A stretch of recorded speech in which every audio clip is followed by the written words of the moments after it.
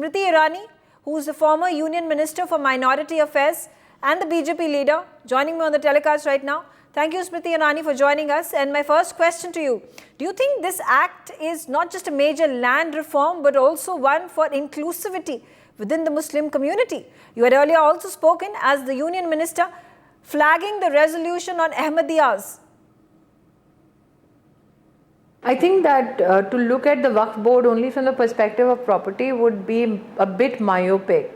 There have been Waqf boards that have been known to transgress into judicial and legal territories which actually are not their functions.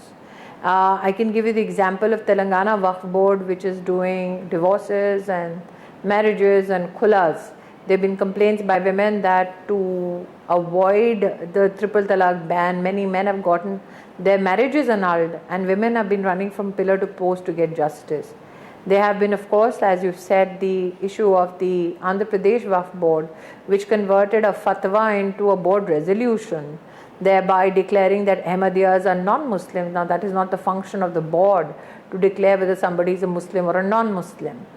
There have been instances where reporters and the media itself has reported how properties of poor Muslims have been usurped by their mutawallis, that is the managers of the estate, where they have sold it in cash and black money in cahoots with certain board members.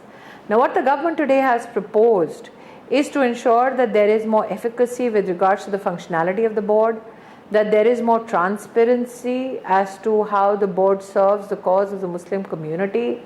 Women now will have a respectful designation, a place for themselves on the board. Also, that the Waqf's earning can now be used for widow Muslim women, for divorced Muslim women. The rights of inheritance of Muslim women now will be protected. That is the proposal of the government.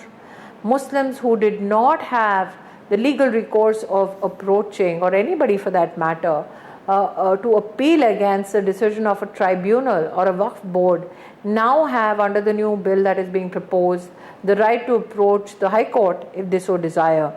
So I think that the proposal of the government today, after much deliberations with state governments, with state Waqf boards, and with Muslim community members, has been not only elaborately, I think it's a reflection of that engagement, but also the government's proposal to constitute the JPC shows that the government, still in a spirit of cooperation and collaboration, wants to ensure that every member of the opposition finds a voice in how this bill is then eventually passed. Now, you've also addressed how this bill will empower Muslim women. We have seen record women Hajj pilgrims when you were the Union Minister for Minority Affairs. And on that note, how monumental do you think is this bill for women who could now be included in Waqf boards? I think that it is historical from the context not only that women will have now a place on the Waqf board. What is also to be, I think, reflected upon is the fact that the inheritance rights of women will now have a legal provision to be protected. What is also, I think, one has to be mindful of the grace with which the board can now allow for the Waqf earnings to be used for the protection, for supporting the livelihoods of widowed Muslim women and divorced Muslim women, I think is very heartening. Yes, under Prime Minister Modi's leadership, we have seen that in the Hajj, now women without a male companion, as per Islamic law, are allowed to undertake the Hajj. That itself is a reform that was long awaited.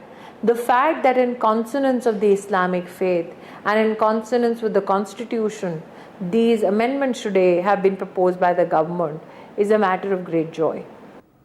Why do you think the opposition is saying that there was no consultation that was had with the opposition members of parliament earlier? That is the opposition's right to misguide and mistreat an issue, but I can publicly and personally confirm that request for constant consultations on issues with regards to Waqf was not only sent out to every state government, but also to every state Waqf board. I've personally held meetings not only with state governments, with Waqf boards, which were not only evidenced in minutes of the meeting, but also videographed. I've also had the opportunity of engaging with the Ahmadiyya community, the Aga Khanis, the Bohra, Shia, Sunnis, women, on issues with regards to the challenges that they face with regards to the Waqf board. Also, officers of the Ministry of Minority Affairs themselves conducted many consultation meetings, not only with state governments, state boards, but also reached out to cities like Mumbai, like Lucknow, for consultation on a larger, platform. So the opposition to say that we did not consult extensively is a wrongful charge. But I also feel today the government's proposal to constitute the JPC itself shows that after exhaustive consultation and research, the government has gone ahead and yet again provided a platform for even every member of the opposition to have their voice reflected in what penultimately I see will be passed in the House of Parliament. So now, looking ahead, what happens to the land that is owned by the Waqf boards? Will there be a review that is going to be had? I think one has to be very, very careful when one poses such a question, because the land is owned by the person who's creating the Waqf. The board is supposed to register the Waqf, and as to who owns that property from which the Waqf has been created. So there is a need for those who want to speak on the issue to look at the issue threadbare and read the amendments that are being proposed. What is being proposed by the government is, one, that the Waqf be created by somebody who practices Islam. There have been provisions under the Congress-led UPA's government's act which allowed for non-Muslims to create a Waqf, which by Islamic faith is disallowed. So I congratulate the government that it has taken out that provision and only restricted it to Muslims as per their faith. The other issue that needs reflection here is that apart from the person who owns the property who will create the Waqf, the board has to certify that the Waqf indeed has been registered with them. There have been many cases where people have said, this is my Waqf, but the board refuses to recognize me so that my land can be usurped. So those gaps that have become challenges for the Muslim community have been filled through this bill. And does the Waqf Amendment Bill alongside Triple Talaq and Hajj without Mahram also goes on to prove that the current government is dedicated to work with Muslims for reforms within the community?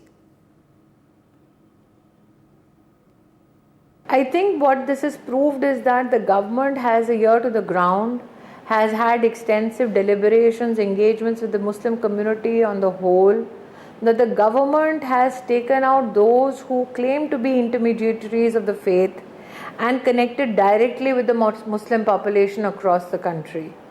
That consultations also were undertaken with state governments highlight that the proposals through this bill today, and especially the fact that the state board has to be formed by the state government, in itself is a compliment to the cooperative federalism agenda of the Prime Minister.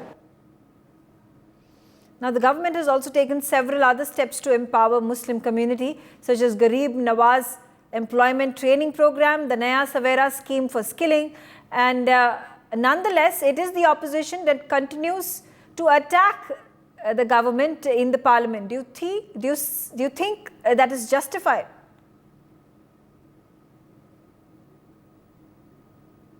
I think firstly the schemes that you're talking about are old schemes which have been refashioned under one umbrella for skilling. I also believe that the opposition has opposed the bill today only for the sake of opposition. That anybody who believes in supporting the cause of the Muslim community transparently will support the Ummeed bill of the Government of India. For more such videos, subscribe to the NewsX YouTube channel, hit the bell icon.